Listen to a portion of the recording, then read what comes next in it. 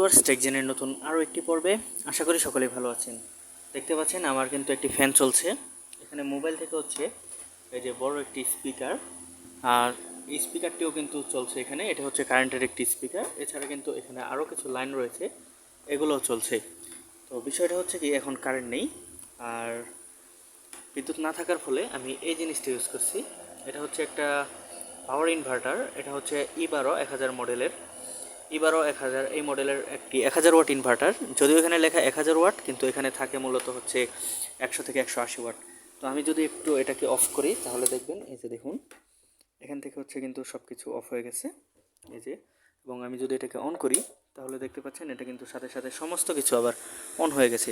মানে এখন হচ্ছে কারেন্ট নেই, কিন্তু আমি এটা থেকেই আমার সমস্ত কিছু কিন্তু ব্যবহার করতে পারছি।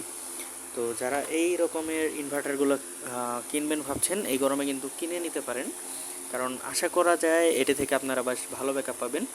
আমি এই ফ্যানটি ইনভার্টার দিয়ে 1 ঘন্টার মতো ব্যাটারি ব্যাকআপ পাইছি। মানে এটা হচ্ছে প্রায় 60 ওয়াট। তো 1 ঘন্টার মতো আমি এটার থেকে ব্যাটারি ব্যাকআপ পেয়েছি। এটা হচ্ছে এরকম একটি ছোটো ব্যাটারি থেকে, ইউপিএস ব্যাটারি থেকে।